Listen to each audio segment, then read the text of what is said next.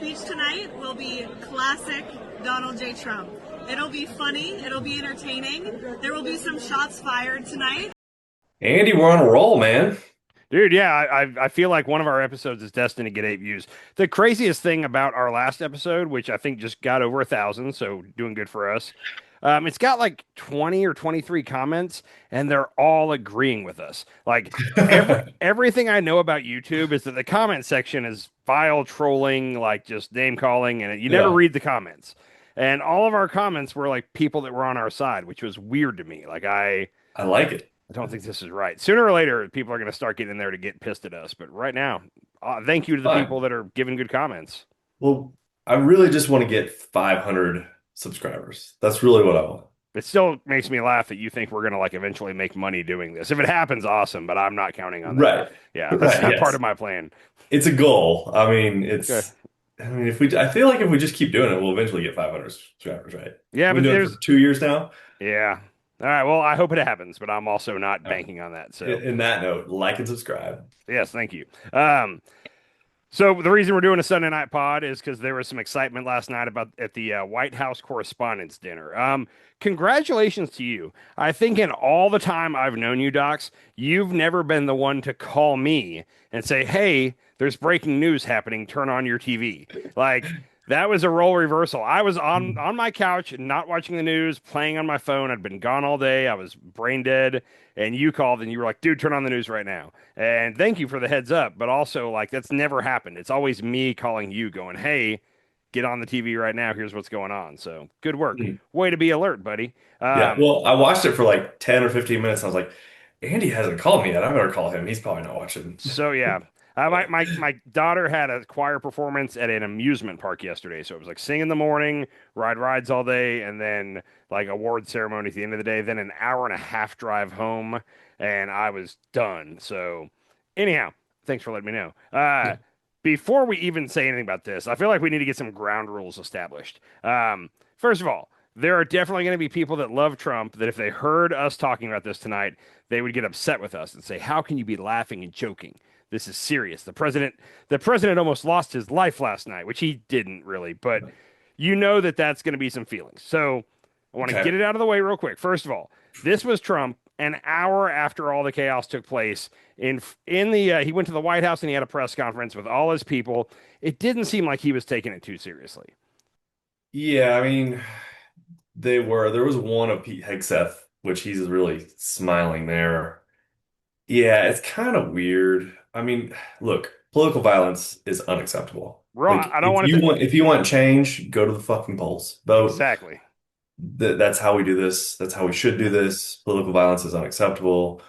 Um, but they are really making light of this, aren't they?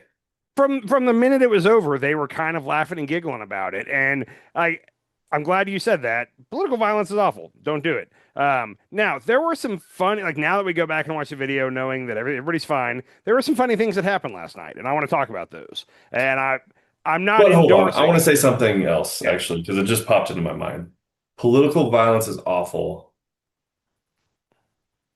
but haven't we There's committed what? no but. Period. Political violence is awful. Period. New Yes. sentence. Okay. Political Okay. violence is awful, period. And the US seems to be committing political violence across the world at this point. Okay. Well, yeah, I didn't know you were going to go that direction. No comment. I mean, I don't want to do it. I don't want to say the political violence is wrong, but and then try to be Yeah. like, but we do it. So, but no, it's just wrong. Like that's Yeah, end of it's wrong. statement. It's wrong. We should, We are wrong in that aspect. We're yeah. wrong in Venezuela, we're wrong in Iran. We're wrong in doing political violence. Which I feel like that's different than political violence, but I don't know what the word for it would be. But I feel like those are two separate things. We as America, we can't vote out a regime, so we have to go kidnap their leader in the middle of the night. It's not slightly different. Being Slightly terrorist, different, but it's it's still political violence. being a terrorist to another nation. That's Yeah. what it is. Yeah. So Yeah. anyhow, um, so all the guys are all smiles. Also, this is just for fun. Did you see Dana White, the guy that runs the UFC? Did you see any clips of him afterward? Mm-mm. So I'll say this. Was he there? Yeah, he was there, and he was sitting at like one of the Why? main. He was sitting at one of the main tables up front. I think with he was sitting with the new DHS, my former senator, what's his name? Mark Wayne Mullen. He Okay. was sitting at his table, and like as soon as it happened, there's videos from all across the room of people on their cell phones, and from the second everything happened, everybody's ducking down under tables. Some people are still sitting. Dana White was like up and looking around, and like people were telling him to get down, and he was like, no. And at one point, he went over and sat on the stage, like totally exposed, like he wasn't afraid. So, guys got balls. Here he is afterward describing what just happened. It started getting noisy. Tables getting flipped over, guys running in with guns, and they were screaming, "Get down!" I didn't get down. It was fucking awesome. I literally took every minute of it in, and it was a pretty crazy, unique experience. So you were on the He took every minute of it in. He said it was effing awesome, and it was a pretty unique experience, I believe is what he said. So that was right afterward. So he said it was awesome. They were laughing and joking about it. I feel like we can have some fun with this tonight. But Now, it would have been a different story if the gunman was actually in that ballroom. Apparently he wasn't even on the same floor. I'm so confused by all this, but apparently when you walk out of the ballroom, you have to go up some stairs or down some stairs. I'm not sure, to get to where the bathrooms are. And he was down there. He barely got past security. I actually have the video of him running past security. But either way, someone was on their way to that room to kill, it appears, the cabinet officials. It doesn't even appear Trump was the target. We have his manifesto, and I have some parts of it. But he described how he has the cabinet officials like prioritized who he wants to go for. But from everything I've seen, I don't think he named Trump. He wanted to go after the cabinet officials, is what it looks like. Also, Wolf Blitzer was standing apparently right there when the shots were fired, and that's the other. We're gonna get into whether or not he shot his gun at all, and whether or not he was shot, because it appears he was not even shot. It appears like 5 or 6 shots were fired, and nobody was hit except for a Secret Service officer. Anyhow, we'll get into that. First of all, for anybody who hasn't seen it, here's a still shot from the back of the room from the C-SPAN feed of when the shots go out. You hear 5 or 6 shots right towards the beginning of the clip, and you'll notice everybody in the room panics. Trump is on stage. The podium is straight ahead. To the viewer's left is Trump, and to the viewer's right is JD. The people on stage don't react at all. The people in the room are getting up. You hear like plates breaking. Check it out real quick.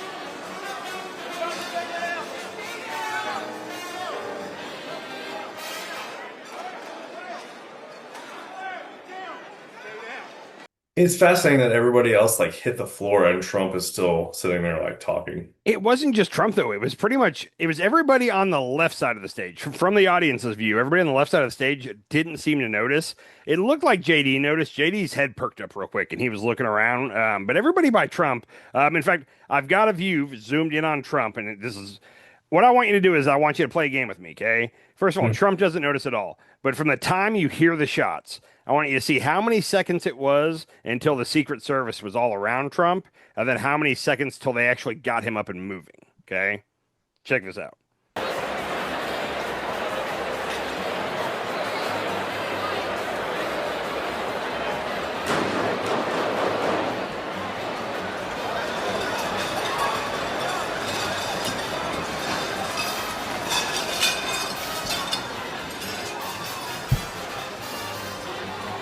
7 seconds. And they grabbed JD first.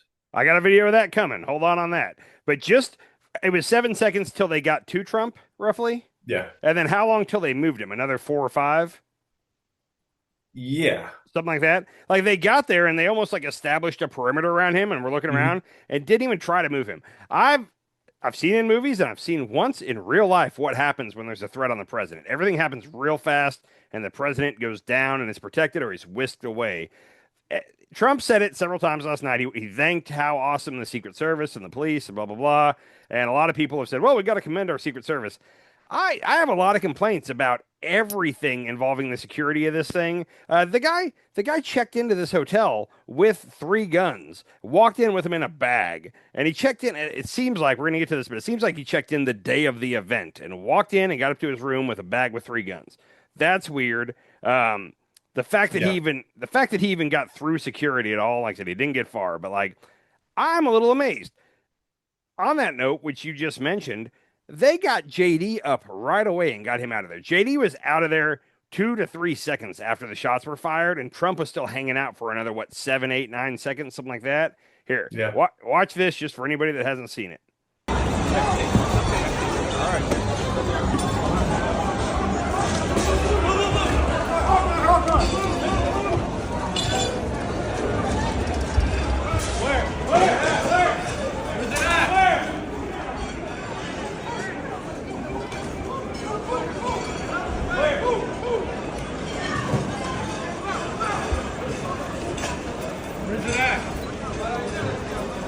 Yeah, that's super strange that they grabbed JD first. They did exactly what you would think. They got him. They almost grabbed him by the jacket and pulled him out of his chair and got him out of there. Why didn't that happen with Trump? I'm very confused by that. It makes very little sense to me. Well, like you mentioned, like why wouldn't they just put Trump on the ground? Like, hey, get down, get down. Anything. Like there was one guy, and from that first video, I'm not going to replay it, but the guy that ended up running up and standing in front of Trump, he was all the way over on JD's side of the stage, like on the far end. And as soon as the shots rang out, he was moving across the stage, not quite running, but kind of jogging. And he Yeah. was the first to get there, and he hopped up on the stage and stood in front of Trump like a human shield. Props to that guy. It was shots, and then he was moving. So good on him. Where was everybody else? Like, I don't. The biggest thing is I'm wondering if we saw that Trump and all them didn't react at all to the shots initially. So you wonder, did the Secret Service agents who were right near the stage, did they not hear it either?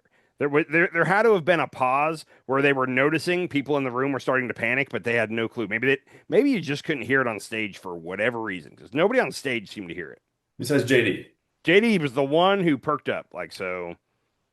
I don't know. But you could see everybody else kind of scurry. Like as soon as the Yeah. shots go out, everybody What else scurries and they like you could see them ducking behind tables and Mhm. like Well, and I didn't pull it, but Caitlin Collins posted like a 90-second video where it was like right after the shot. Like Trump is still on stage when it starts, and there's people standing, the guy standing in front of him, but it's before they start to move him. And she's videoing, and she's like, "What is happening? What is going on?" And she had no clue, and she's in the crowd. And like at one point, she speculated that maybe the president had a health event, like that's why they got him out of there. And then she noticed that they were moving RFK, and maybe the president just had a health episode. But like she mm, had no clue there were shots fired, and she was kind of in the middle of the crowd. yeah. So that's what I'm gonna go out on a limb and say that the slow response, what appears to be a slow response for me, has to do with the people on that side of the room didn't hear it, had no clue what was happening. So Right, because it had was to on be a it. different floor. It was, I mean, you could you could hear the shots, but it wasn't like if it was in the room or even on the same floor, it would Mhm. have been a lot louder, a lot more recognizable as gunshots. Which, and then, so where the gunshots took place is key because I don't know where all the microphones are in that room. So maybe the microphone picked them up really well, but that's not Mm, representative of what we heard or sure. what the people in the room heard. Wolf Blitzer was like the first person I saw on TV giving like a cell phone interview, and he said that the shooter was right beside him and fired several shots. Like that was Wolf's take, and he said he was shocked at how loud the gun was, this and that, and he got pushed into a bathroom, I guess, by a security, I don't know, Secret Service or police or whatever, and basically waited in there for 5 or 10 minutes while everything unfolded right outside the bathroom door where he was at. Mm, But he said that, so he said the shooter shot 5 or 6 shots right next to him. For the first hour after it happened, we were hearing that the shooter was dead. The Secret Service took him out. Shooter was down. In fact, Trump posted while they rushed Trump out of there and he goes back to the Oval Office and starts tweeting, which is hysterical. But Trump, I believe, was the first to post an image of the shooter. And at this time, we all thought the shooter was dead. So he sends this out. So that's what's his name? Cole Thomas Allen from California. And okay. I'm shocked at this point because I'm like, Trump just tweeted out an image of a dead body from like close up. This is crazy. But the more I looked at it, it's like, it's crazy that there's no blood. Like, I don't Yeah. see a pool of blood anywhere. Where No. did they shoot him exactly? Turns out they didn't shoot him at all. I'm According, confused. How did his shirt come off? I'm gonna guess once they got him down, and also it appears it might have been a female Secret Service agent that got him to the ground. But they got him down, and they were probably trying to see if he had guns or what he. I'm just guessing they were searching him, and his shirt came You off. don't pull a person's shirt off. His shirt was on when he ran through security. His shirt was It's off. that's what confused me about seeing this photo. I was like, how did his shirt come off? Because like you would zip tie him and then you can't really get his shirt off unless they thought he had a bomb on him. Like you wouldn't really like you would pat him down. But even if Yeah, like I don't understand how he's missing his shirt in this photo. Because you I would don't. zip tie him really quick, right? Or cuff It, him, but you're maybe not that going to take his shirt off first. maybe they cuffed him and then they cut his shirt off, like to Yeah. see what he had, because you never know, he might have a bomb. You're right. So I don't know, but there's so many unanswered questions here. It appears, like I said, he might not have fired his guns at all, and because it seems like when he ran through security, I'm going to play the video in a second, but everybody pulled their guns at once. Like 15 people just on the camera we can see pull their guns and aim, and you got to believe there's more security down the hall. So I think somebody started firing, and it was probably one of those where firing circle, whatever you call it. Yeah. The video I have here is the real video of him running through security, and it's a low quality video. It is not HD at all. And then I spliced on with it. Somebody stuck it in AI and asked AI to clean it up like it's HD. So the second video you're going to see is AI, but it seems to be what we saw. So check this out. It looked like he checked it twice. Lieutenant Hudson, you monitoring this there? Very cool, Joe. Obviously. Go for Shall I post it as soon as he passed down that? 18, go for Very cool, Joe. Obviously. Go for Shall I post it as soon as he passed down that? 18, go for Why? Like, Why what? Why did he do it? Why was security that lax? You couldn't storm through TSA at an airport. Like if you just said, screw it, man, I'm just going to run real fast. You couldn't do it. You couldn't make it. There's ropes and lines, you got to zigzag through the line. Like there's different obstacles to make it to where one person couldn't just sprint and get through into the terminal. depends on what airport you're at. Okay, well, every airport I've been to. But like there was like a clear running start down a hallway. Like nobody noticed that he was charging at security till he was passing them. Like they felt the breeze of him going by and they were like, "Oh, what? What?" The president's What's going right. on? The president's right back there. Like what? Like you No, guys he are was on a different floor. either way, they're kind of napping on the job. Given that this is supposed to be our best security, they were all just kind of like do do do. They were bored. They were hanging out, Yeah. and he came flying by at 100 miles an hour, and then they all start shooting. But what is going through his head? Like, So the shooter you talking about? yeah. Okay, I got his manifesto, and we're gonna cover a lot. I'm gonna try to cover a lot of his manifesto. But before we get to that, can I tell you about the worst table at this event? The table from hell is what I've started calling it. The table. Yeah, I would love to know about the table from hell. There is a table that had RFK and Cheryl Hines and Stephen Miller and Stephen Miller's wife. I don't care who else was at the table. Of all the tables there was no table that was as bad as the one as Stephen Miller and RFK. Can we agree on that? Okay. Yeah. Okay, so the reason I pulled this video, Well, hold on. There's one Okay. with Trump and JD. they're at the front. Okay, the dais, I think is what they would call it, but that's clearly the worst. But of Yeah. the actual tables, the guests that are there, Okay. that's got to be the worst table. And it was one of the guys from his name's like Major Garrett. It was John Roberts. John Roberts from Fox was there. So it was a Fox table, which the way this event works, let's talk about this real quick. Media companies buy a table and then they stick different Trump officials with certain. So John Roberts was at the one with Stephen Miller and RFK. I can't remember who was at Caitlin Collins' table, but I was looking at that earlier. But anyhow, also this is always a roast, basically. Like this is the funniest thing the president does all year, and they bring in a comedian, and the comedian roasts the different media outlets, and he roasts the president, and then the president gets up and has a chance to roast them back. And that's what this all is. It's a roast, is what it should be called. Yeah. Trump has refused to go 5 years in a row. This is his 6th year that he's president. They had one, and he finally agreed to go because they promised him they would not have a comedian there, and they would only have a magician for entertainment. Is what they were going to do, and that's why Trump decided to go. So screw that. The roast is the fun part, You said he was going to start. He was going to speak first and last, right? Yeah, he was going to speak. He was basically going to be the MC of the event. So they're letting him turn it into his event. I don't like that, and I think they should have stuck to their guns. They've had it every other year he's been president. They've had it, and he just hasn't come. But Yeah. like, those are always funny. I can think of several times in the last 20 years where like there was a funny moment where a comedian made fun of the president, or the president made fun of him back, or Sure. the one I always remember is when Obama was president, and that's when he told Trump, this is what started this whole thing, as he was giving Trump shit about the birth certificate, and he said, "Well, Donald, I'm one thing you'll never be, president," and like did like a mic drop, and at that Oh, moment, Donald Trump was like, "I'm going to be president," just to shut him up. And Jesus, I if know. if we could go back in time and tell Obama, just please don't do that joke, we'd all be in a better place. Yeah. Anyhow, and I was hoping I'd find a moment to sneak this in. While we're on the topic of we're allowed to make fun of this, the one thing that I heard it all morning this morning, we're going to hear it all day tomorrow, is, well, the left caused this. Democrats' violent rhetoric. The words they used to describe Trump caused it, blah, blah, blah, blah, blah.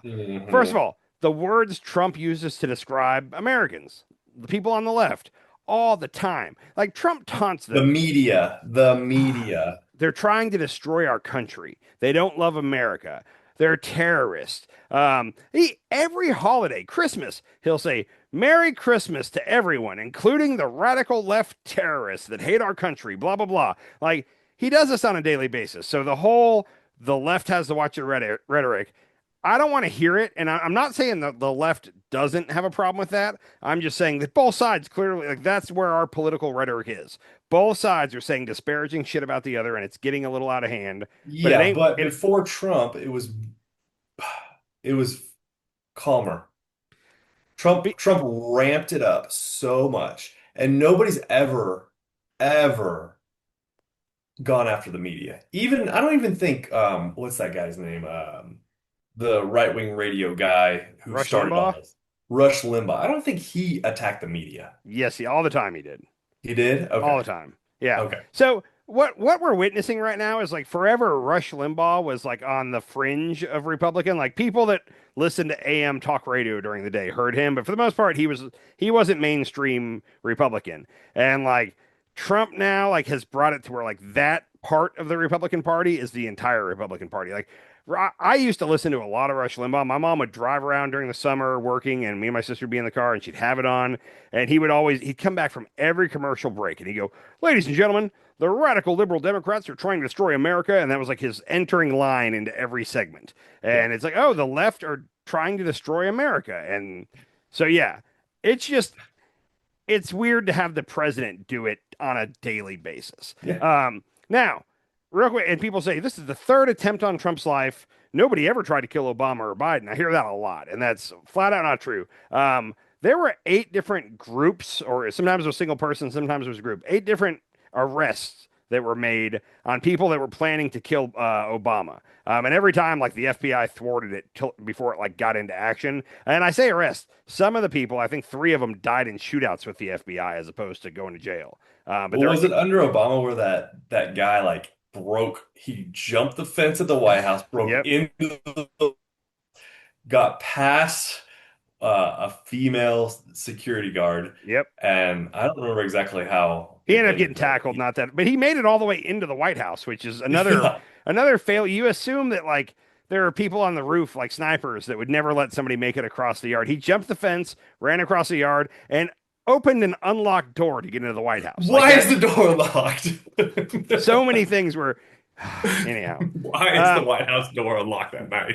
Dude, Biden also had 3 just in his term that just happened. He had 3 different plots against his life that got foiled. So there's always people on the other side that want to kill the president. Yeah. What's funny is the 3 that have tried to get Trump, like they've been the least sophisticated or like the least planned.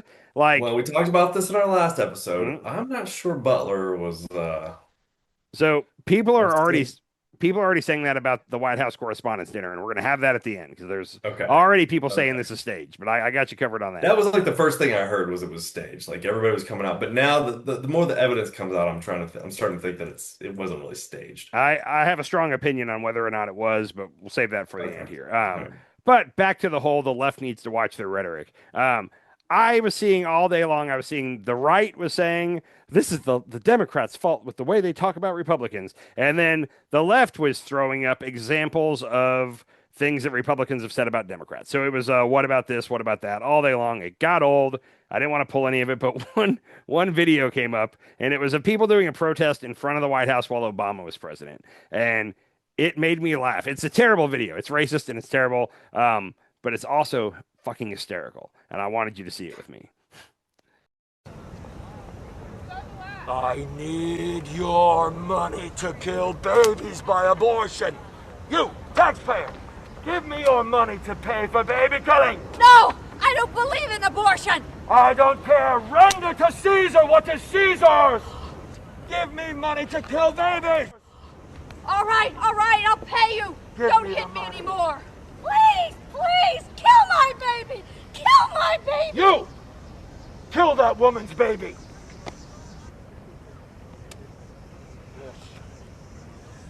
Yes. Yes. That is the dumbest thing I've ever seen, Andy. I got a kick out of that. I thought that was hysterical. I thought if I should have to see that, you should have to see that. So Thanks. anyhow, that's all I'm going to say. That both sides need to tone this shit down, but it definitely ain't like the left is worse than the right by any means. It'd be nice if we could all tone it down. In that fact, being the said, right is way worse than the left on this. right now, the right has been way worse for the left than the left for like 20 of the last 25 years. In the last 3 or 4 or 5 years, like the left like there's a spike on the left. The left is out violencing the right over the last couple of years. Now, historically, The left is out violencing the right? yes. What do you mean by that? There's been, if you think back about let's say the last like 5 or 6 politically motivated shootings or killings, the majority of them have been the left. Okay, let's run through those because I'm blanking here. Charlie Kirk. That was the IDF. Okay. We've had 3 attempts on Trump's life right now. They're going to classify Butler that. was fake. The other guy, like Yeah. nobody really knows who that guy. Like that guy was. That guy was nuts.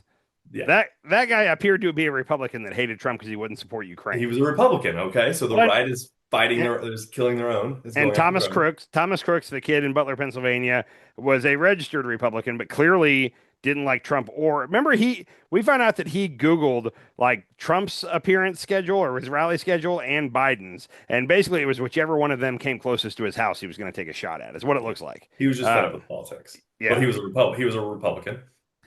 He was a registered Republican. A lot of people have switched sides in the last 5-6 years.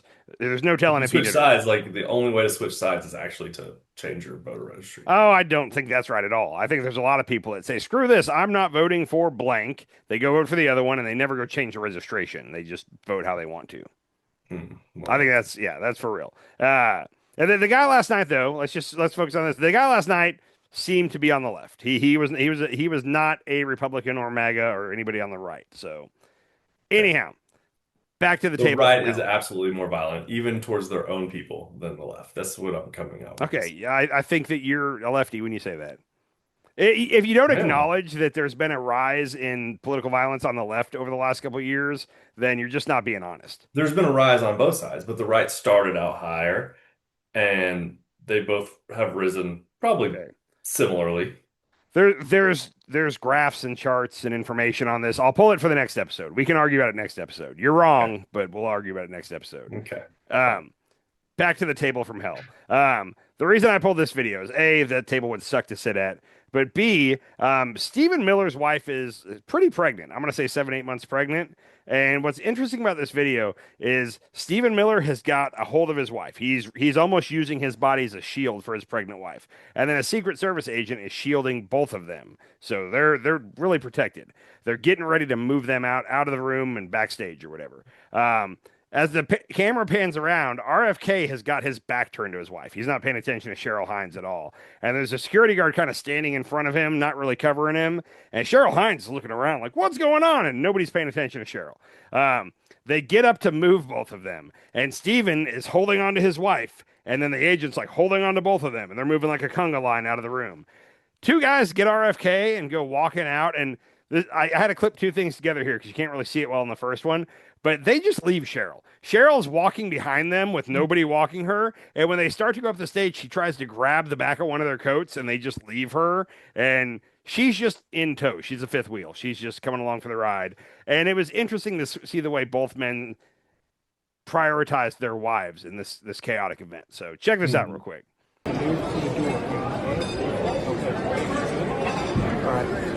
Katie, do you have all your stuff? I'm fine. So.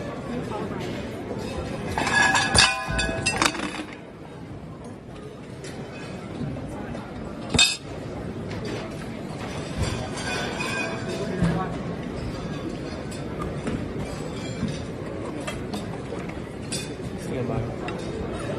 Yes, sir.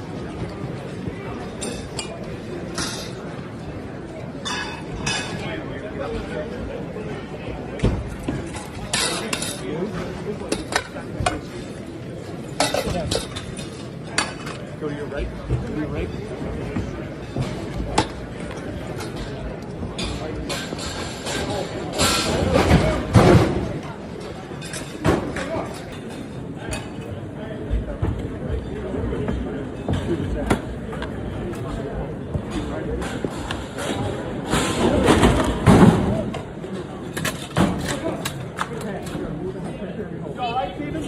Yeah. What is it with like RFK is one of those guys, you know, those guys that just treat women badly, but they love him even more for it. Like we know that he cheated on Cheryl with that reporter right during the campaign, Olivia Newsy. He cheated on his first wife enough times that people think she offed herself because of him cheating on her. I don't know if that's true or not. Just that made me giggle a little bit to see her trying to get up on stage and they wouldn't even help her up there. Somebody did help her off. They did help Somebody her. helped her. They helped her off. They didn't help her up on stage. She tried to grab that dude's jacket and he just kept walking. So anyhow, who would have thought Stephen Miller would like? He's still a shitty person, but he was caring about his wife there. So good. I on don't him. like that Stephen Miller's breeding. That's probably why he has his spawn in there and he's needs to make sure it lives. If it was just his wife not pregnant, he wouldn't have cared. Yeah, the devil told him, "Do not let this spawn. Do not let this spawn die. I believe you. You're in charge of my." It's the devil's spawn. Yeah. I think you're right. And like I said, so I'm trying not to make fun of this. Kash Patel, let's get there real quick. Kash Patel was like a deer in the headlights. And these are two short clips that I mashed together. But like, as this was happening, people were moving, like people were making things happen, getting people out of the room. Cash was sitting there the whole time looking around like, is somebody going to come get me? And nobody ever did. Just so you know, Kash Patel, all the cabinet members got escorted backstage. They like got the president and the vice president out of there. Then they went after the cabinet members and one by one, there's video of all of them, Mark Wayne and you name it. You can see a video of them getting pulled out. Not Cash. Well, you got to think, like, if you're the FBI director, like, wouldn't you be trained enough to handle your own in that situation? Well, you would think that he would have immediately been coordinating, directing. I don't know, like taking a leadership role in what was happening at this moment. No, he was watching wide-eyed. Like he was like Dana White. He was like, "This is fucking awesome." Is he in charge of the Secret Service? No, he's not. The Attorney General is in charge through the DOJ, I believe. I think. Okay. I'm gonna say that too confidently. Okay. Secret Service. I'm 100% sure that the Secret Service is not under the FBI. I think it's under the Department of Justice. In fact, you know, I could be wrong. Let's look this up. I think the Department of Treasury or somebody like that is who runs the Secret Service. No, it's somebody you wouldn't expect. That's kind of interesting. Who is in charge? This is not going to give me the answer I'm looking for. Yeah, hold on. What department? There we go. Let's see if that gives me the answer. No, it is DHS. Okay, I'm wrong. For some reason, I thought it was like Department of Treasury or something. Anyhow, DHS. So Cash had to leave like everybody else through the front doors. He didn't get whisked away through a magical side door, which also, let me stop and say, there's plenty of videos of Erica Kirk walking out of there and she's bawling her eyes out. And I'm trying not to, like, I'm trying to be sympathetic because she lost her husband and that might have been very traumatizing to her. I also don't like the way that she makes everything about her, and she was almost like performatively crying walking out the door. I didn't pull the video, but it annoyed me I to see saw it. Yeah, it kind of made me cringe a little bit. it did. It's just And I I'm just do want to have sympathy for her, but I can't. I'm just sick of her. I want her to go away. I don't think anybody likes her. I've not met people on the right that are sympathetic to her, so Yeah. she could go away and that'd make me happy. But Cash Patel has to leave with everybody else out through the front doors, and then he's out on the street on his phone trying to send a text. Like he looks confused, like he doesn't know what's going on or where he's supposed to be. Check this out real quick.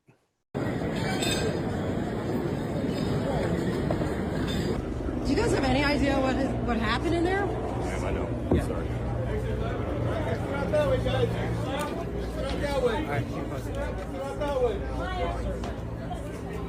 Nobody's answering his calls. I think so. And so he finally ended up at the White House because when they had everybody there to give the press conference, he was there. But everybody else like got rushed back in like SUVs that had flashing lights, like rushed to the White House. Cash is out on the curb with all the normal people. Like, what's going on here? I've seen a lot of stories recently, and like there's this one reporter named Dasha Burns or Daisha Burns, and I say her name, but she's with Axios, I think, and she's been real plugged into what's going on with Trump. And she said that several people are saying it's just a matter of time until Cash gets fired. Seems like that's the case. Anyhow, I hate Cash as well. Good. The manifesto. You ready to get into this? There's going to be some reading involved, and I apologize. If I could have found somebody to transcribe this, I would have been real happy about it. But do you know who Ken Klippenstein is? I've heard the name. I'm not sure. So, he's one of those reporters. Like Breaking Points mentions him a whole lot, and I think he's a great reporter, and there's got to be something about him. Like, there's got to be something where, like, his stuff. He's the one who went all in on the DPSM-7, the new Department of Homeland Security, what they consider a terrorist, like people that don't have American values, people that don't have Christian values. Remember that? We've talked about that several times. Yeah. He was the one that reported on that like extensively and brought that to the forefront. So I somewhat know who he is, but I'll say. Some of this, take with a grain of salt. I got most of this info from him, I will say. But the manifesto is interesting on several levels. First of all, I told you he was targeting the cabinet secretaries. He said, while I'm discussing this, I'll go over my expected rules of engagement, probably in a terrible format, but I'm not military, so too bad. It's kind of being funny. Administration officials, not including Mr. Patel, singling out Cash. So administration officials, not including Mr. Patel, they are the targets, prioritized from highest to lowest ranking. Secret Service, they are targets only if necessary and to be incapacitated non-lethally if possible, aka I hope they're wearing body armor because center mash with shotguns means messes up people who aren't. And then hotel security, not targets if at all possible, unless they can shoot at me. So he's saying he's going after the cabinet officials, specifically not going after the Secret Service, law enforcement, security. He's going after cabinet officials in a prioritized order, not including Mr. Patel. Why doesn't he want to go after Patel? Does he like Cash Patel? Or maybe he just knows Cash is going to get fired, so why waste the time? I don't know, but if he's putting together this manifesto, like him just running through security just seems like a very ill plot out way to go about something like this, right? So also the reporting is that he gave this manifesto to like family members, but also it's like he wrote it right before he left to go do it. He checked into this hotel the day of and walked his guns upstairs. This is from his manifesto. It says, P.S. Okay, now that all the sappy stuff is done, what the hell is Secret Service doing? Sorry, gonna rant a bit here and drop the formal tone. Like, I expect security cameras at every bend, bugged hotel rooms, armed agents every 10 feet, metal detectors up the wazoo. What I got, who knows, maybe they're pranking me, is nothing. No damn security. Not in a transport, not in the hotel, not in the event. So that seems like he's already walking around at that point and the event's going on, is the way I read that. Maybe I'm totally misreading it, but we're it's almost like they got the manifesto way too quick. Like this all happened, and like 45 minutes after it happened, they had his manifesto, and that makes me question a lot about this. Like, how did you get it? What's going on? Yeah, that's interesting. He continues, like, the one thing I immediately noticed walking into the hotel is the sense of arrogance.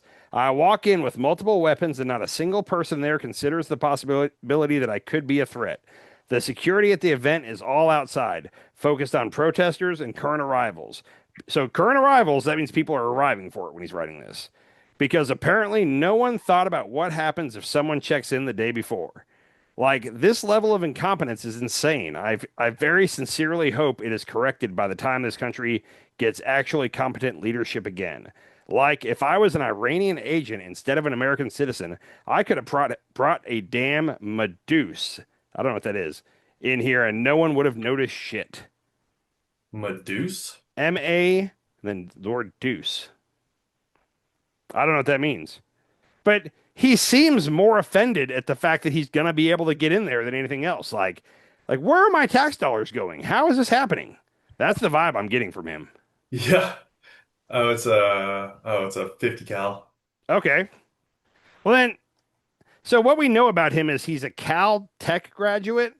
He's apparently a smart guy. Apparently he's created video games. I can't remember his whole resume, but like he was a smart dude. Graduated from Caltech, so he's got to have some level of competence. But he also knows. I've never heard a 50 cal referred to as Medusa, so maybe that's from video games, or maybe he has maybe he has a knowledge of weapons. I have no idea.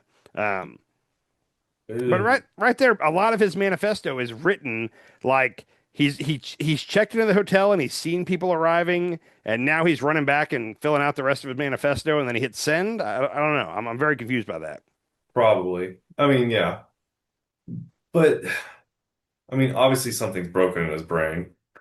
Like, you don't, I mean, it's a suicide mission. No matter which way you go about it, this is a suicide mission. And the way he went about it was like not good. It's just trying to run through security. It's like he was trying to do suicide by cop. Like, that's what it seems like. Yeah. So, like, interesting.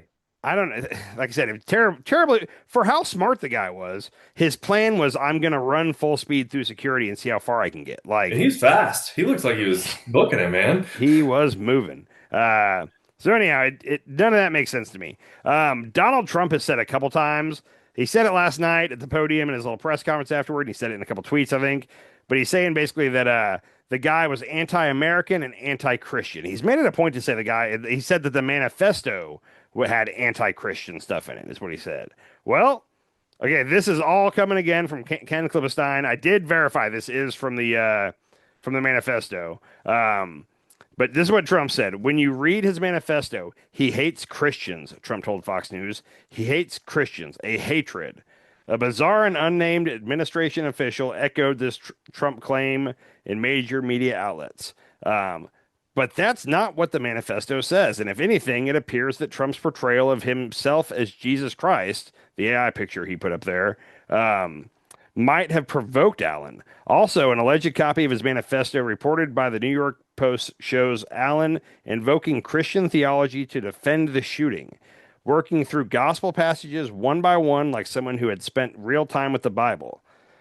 In a second of the manifesto titled Rebuttals to Objections, the first rebuttal addresses the gospel injunction to turn the other cheek, a teaching from the Sermon on the Mount in Matthew 5:38-39, where Jesus instructs his followers not to retaliate against personal wrongs done to them.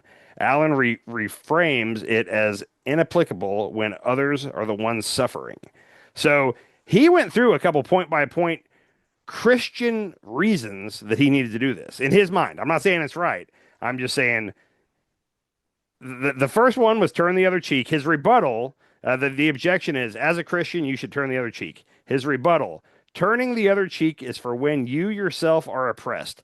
I am not the person graped in a detention camp. I'm not the fisherman executed without trial. I'm not a school kid blown up or a child starved or a teenage girl abused by the many criminals in this administration. Turning the other cheek is when someone else is oppressed, not by Christian behavior. Turning the other cheek when someone else is oppressed is not Christian behavior. It is complicity in the oppressor's crimes. Doesn't sound like somebody who's anti-Catholic, anti-Christian, sorry. Like, do you get that at all? No. He sounds like he's Christian and he's going back to the Old Testament, I guess. trying to. I don't know. Matthew's not Old Testament. That's the New Testament. No, Matthew's not old. Yeah, that's. I don't know. I don't Uh, know. but the, It sounds like his brain is broken. Well, and he was reasoning out. It sounds like he must have been Christian because he was like, well, Jesus would say to turn the other cheek, but here's why that doesn't apply here, and then giving his rationale behind it. The other one he addressed, render unto Caesar, a phrase from the Gospels, Matthew, blah, blah, blah, blah, in which Jesus, when asked whether Jews should pay taxes to Rome, replies that one should give to Caesar what is Caesar's, and to God what is God's. The passage has been cited for centuries to argue deference to political authority. Allen disputes the framing on the constitutional grounds. The objection is yield unto Caesar what is Caesar's. His rebuttal, the United States of America are ruled by law, not by any one or several people. Insofar as representatives and judges do not follow the law, no one is required to yield anything so unlawfully ordered. I don't really understand what he's saying there. I'm just saying he was anti-Trump, I can tell you that. Anti-Trump's cabinet, it seems very much. Anti-Christian? Not getting that vibe at all. Yeah, well, Trump will say anything to get his own message across. That's the problem. Yeah. It went on. I'm seeing if there's anything else in here. This was his final thing. There will be no rest day or night for those who worship the beast and its image, or for anyone who receives the mark of its name. Seems like a religious dude, is all I'm going to say. That's where I'm at with that. And did you see Trump on 60 Minutes tonight? I didn't pull it because did you happen to pull it by chance? I pulled a clip and I Okay. looked it up, and apparently we can only show like less than 60 seconds before they start flagging us on this. So my clip is longer, so I think we'll play part of it and then stop and talk and play some more. Okay, I'm down. Let's do that. Is this the one I gotta ask? Is this the one where she reads his quote directly and Yes. Trump's like, okay, yeah, I can't wait. He writes this quote, administration officials, they are targets. And he also wrote this, I am no longer willing to permit a pedophile, rapist, and traitor to coat my hands with his crimes. What's your reaction to that? Well, I was waiting for you to read that because I knew you would, because you're horrible people, horrible people. Yeah, he did write that.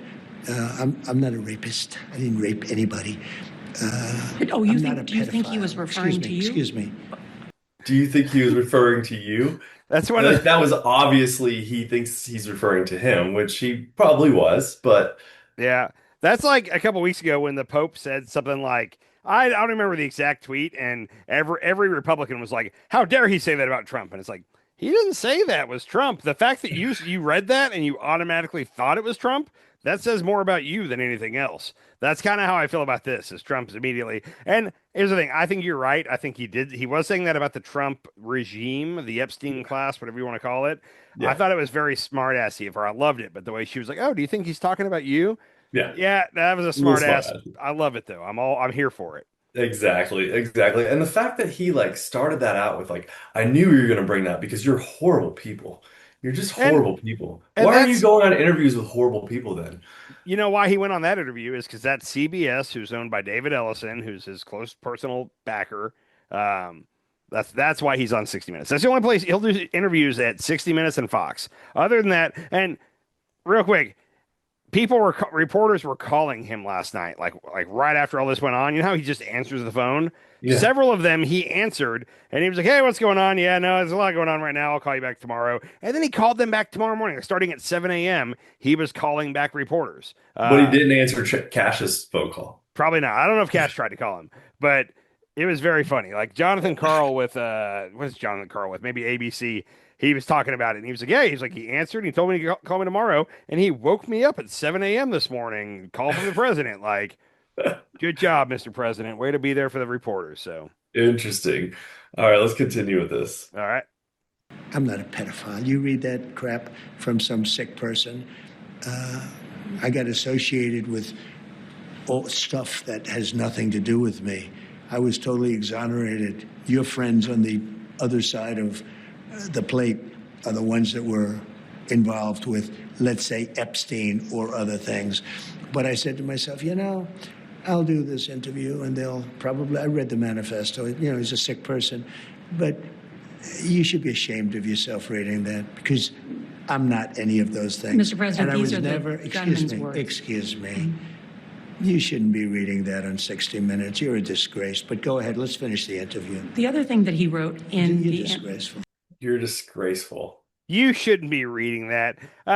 Here's the thing. For a long time, for going back for as long as I can remember until recently, they would always tell you, we have the shooter's manifesto, but we're not going to read it because they're afraid that it will inspire other shooters. That's the reason. So forever, they would never read a shooter's manifesto. And then I don't know when the first one was, but I feel like over the last like 5 to 7 years, like if there's a shooting, we're going to get to see the manifesto. So at some point, I don't know if news organizations were the one that made that decision or the government. The government's the one that has the manifesto.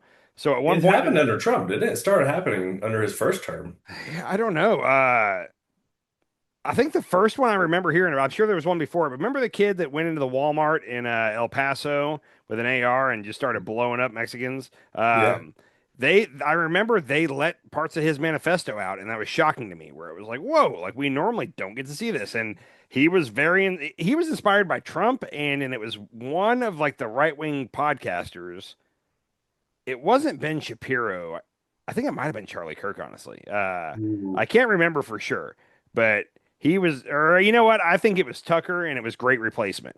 That, you know, they're trying to replace white people, blah, blah. I think it was that. Either way, that was 2018, 2019. And I remember that news organizations were talking about how weird it was that his manifesto was out there for everybody to read. Like normally the killer. That was under Trump, wasn't it? Because that was his second year. That was his, leading like, up to the midterms. Yeah, I want to say that was like 2018, 2019. But either way, so it was leading up to the midterms because that was right when Beto was about to. You're right. win. So okay, that was summer 2018 probably. Anyhow, weird is all I'll say. Like I'm actually in favor. Like I don't know how I feel about this because part of me is like we should have transparency. We should know, but also like I totally get the not wanting to inspire other shooters. Like more than anything, the killer is writing the manifesto because he wants it to get out. Like there's a reason they want it to get out. Yeah. I kind of get why we don't let it out. We got the full one from last night, it appears. So anyhow, let's talk conspiracy wise.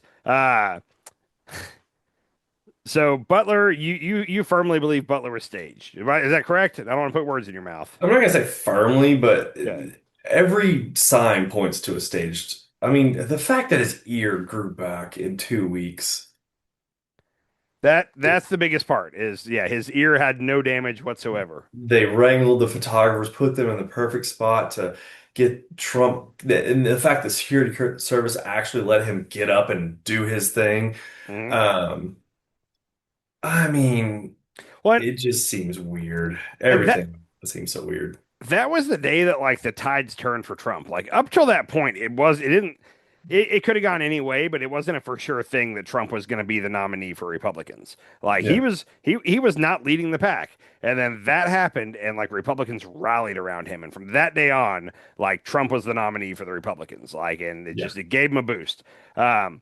This one, so I don't think this was staged. I think this was a nut. We know too much about the guy, and he's still alive. If you're going to do a conspiracy on this, you make sure to tie up the loose ends. The fact that guy's alive but not even shot makes me think this is definitely not a conspiracy.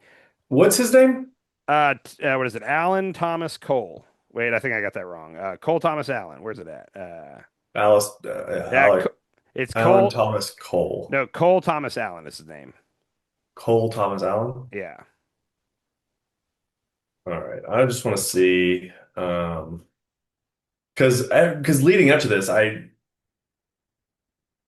like right after it happened, like a lot of people were saying, "Oh, this is the IDF. This guy was part of the IDF." And I mean, it seems like a conspiracy, but also like now conspiracy theories are basically just theories at this point.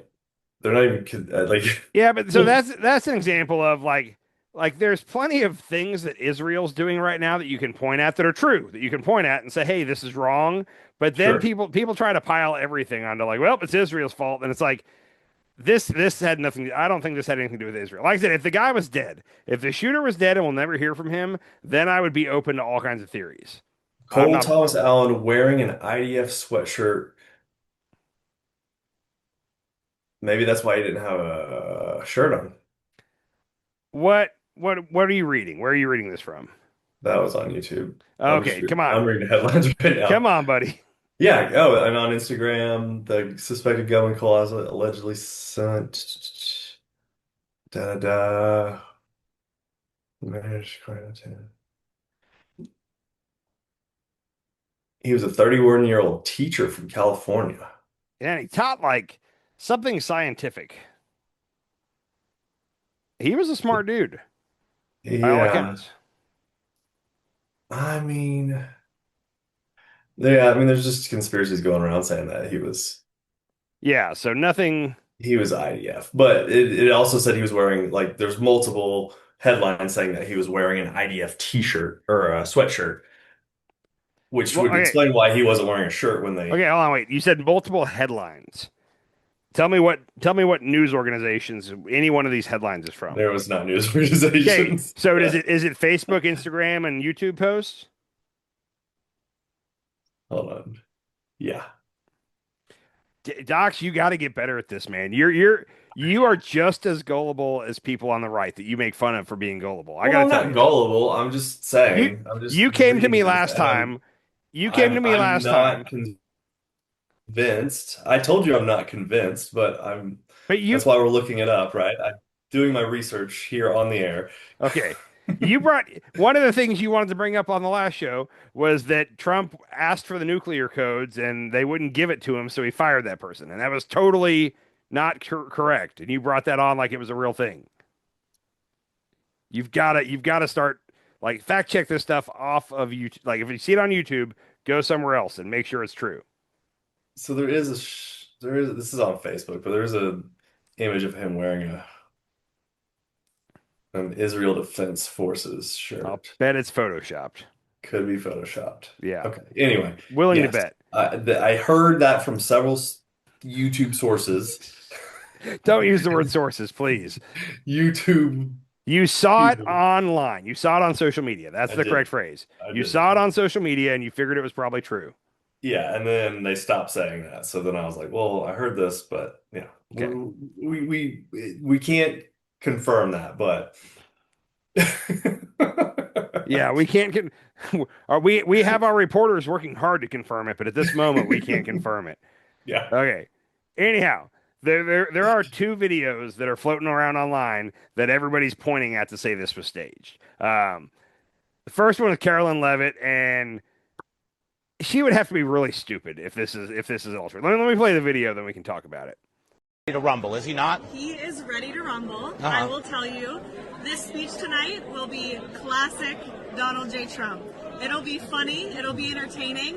There will be some shots fired tonight in the room. So everyone should tune in. It's going to be really great. I'm looking forward to hearing it. There's going to be some shots fired tonight. Now, have you ever seen the movie The Interview with Seth Rogen and James Franco? Totally. When he's like, and I'm going to give him a little something special with my hand. And Seth Rogen's like, why would you say that? Like, I don't think Carolyn Levitt's dumb enough to go out there and be like, be on the lookout. There's going to be some shots fired if she knows that there's a shooter coming. Like but that's the first one everybody's pointing at. I can flat out say that's idiotic if you saw that and you think that it's a stage. The second one, however, is also Carolyn Levitt related, and I'm gonna say I see why people would see this and question it. I still don't think it was staged. I think that really that guy showed up to do harm. But this lady's name is Aisha Hosni. I've never heard of her in my life, but she's a Fox News correspondent, and she called into Fox News afterward. Check out the tape, but as she's talking, either her call drops or somebody cuts off the call. That's the theory, is that somebody cuts off the call. But listen to what she was saying real quick. I was sitting next to Caroline Levitt, the press secretary's husband. He was one of our guests. He was seated right next to me. And, right as the dinner was starting, the national anthem happened. And then he kind of leaned over and said, I watched you on TV. You do a great job. You need to be very safe. and he was just very serious when he said that to me. And he kind of looked around the room and he said, there are some.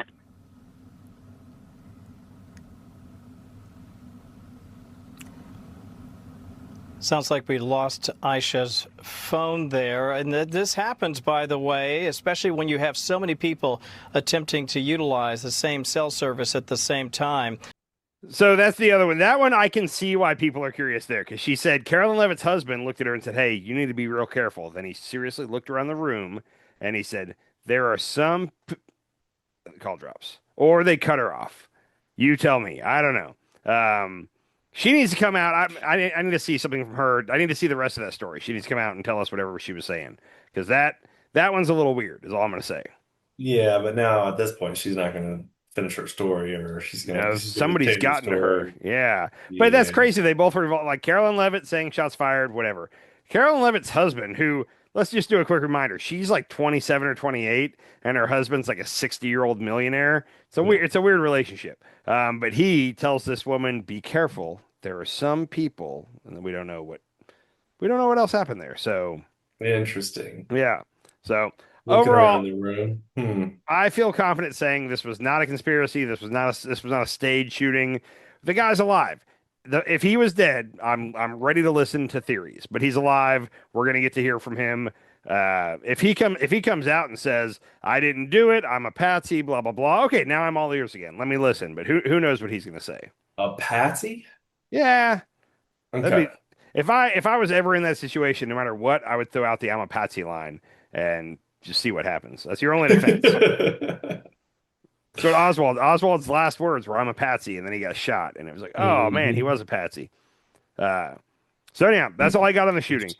Like I said, you said it first. Political violence is not the answer. However, that guy didn't seem to get very close to the room, and I'm trying to think I'll say this right. Trump called this morning. The White House put out a thing saying basically like, this is a time for Americans to drop their differences and blah blah blah, and come together. And it's like, okay, cool. Let's do that. Let the president start us off in that direction. And I know that if he hasn't done it already, tomorrow morning he's going to tweet something about the radical left being terrorists or whatever. It's not going to last long. So if Trump could refrain from, he's constantly agitating the left. Like, what's weird to me, I've had several people that are like people older than me that aren't political very much, and they've been like, it's kind of crazy nobody shot him yet. I've had people say that to me a lot, and every time I'm just like, yeah, to me, I'm shocked this doesn't happen more often. Like, he wakes up every morning and tries to piss off half the country. Like, that's his goal, is to get under their skin. And then this has happened 3 times, and people are like, how could this happen? Well, if he was passing all the exact same bills and executive orders and whatever he's doing, but he just wasn't constantly trolling the other side, I'll bet he'd be a lot safer. Just a theory. 100%. Yeah. Well, the whole administration would be safe. They would, but he can't help it. And like I said, he probably has done it today. I probably just missed it, but he'll be back to just being, he's a shit poster. We elected a shit poster who is trolling half the nation on a daily basis. At 3 a.m. At 3 a.m. And then we wonder, why is this happening? Well, that's why it's happening. I'm not excusing it. I'm just saying there's kind of a clear line from his rhetoric to what happens in response. Like, you can see it. Yeah. One other thing I did want to bring up was, he used this opportunity to promote his ballroom and to actually get the taxpayers to pay for the ballroom. Thank you. Let's talk about that real quick. I thought we were done, but we do have a little something left. As soon as this happened, like in unison, it was like a message went out to all the right-wing influencers on Twitter, and they were all tweeting this shit. Oh, this is why Andrew Colvett. That's the new guy. That's Charlie Kirk's best friend. Lives of TikTok. I mean, there's 1, 2, 3, 4, 5, 6, 7, 8, 9, 10, 11, 12, 13, 14, 15, 16, 17. There's way more than this. This is just the ones that got put together. These are the biggest names. But the message immediately afterward was, this is why he needs his ballroom. If he had his ballroom, this wouldn't have happened. That's basically the message. Never waste a good opportunity to capitalize on something. Is all. But hold on, like, This is the first thing that they came out with. The very first thing. And that's just the influencers. Attorney General Todd Blanche reposted a letter. This is, I think, from the Department of Justice to the judge, basically asking him to unfreeze. Right now, working on the ballroom is basically at a standstill. Like the judge is ordered to be halted right now. And he tweeted out and said, "It's time to build the ballroom." That's our Attorney General. It's time to build the ballroom. And then he reposted this letter calling on the judge to let him get back to work. And then Trump this morning Now I'm starting to think this is a conspiracy. said, "What happened last night is exactly the reason that our great military, Secret Service, law enforcement, and for different reasons, every president for the last 150 years have been demanding that large, safe, and secure ballroom to be built on the grounds of the White House. This event would never have happened with the military top secret ballroom currently under construction at the White House. It cannot be built fast enough." I'm not going to read the whole thing, but I don't remember every president demanding a ballroom. I must be losing my mind. I don't remember that. No. And I'm starting to think. Now I'm starting to think this is a conspiracy. That the way I don't think I think that Trump will just never let an opportune moment pass. Like immediately somebody was like ballroom and we got to capitalize on Yeah, this but bad how did all situation. the influencers According figure it to out? Ashley St. Clair, I think is her name, the girl that Elon knocked up and now she's fighting him in court. She said that like there is like a like secure like what is that Signals, like the Signals app, but like that like somebody from the White House comms team like pumps out like, "Hey, here's the talking point to all these different influencers," and then they go, and that's a clear example. Like they all got the text at the same time and went online, and Trump needs a ballroom. So The ballroom was the first thought. talking point. Yeah. I think those tweets all started going out before Trump spoke last night. So while everything was still up in the air, we didn't know what was going on. The tweets are already coming out. So that was the White House's first priority. Interesting. Yeah. So yeah, that is all I got for tonight, man. All right. Well, like and subscribe. We'll see you next time. peace. Later. Sometimes you eat the bar, sometimes the bar eats you.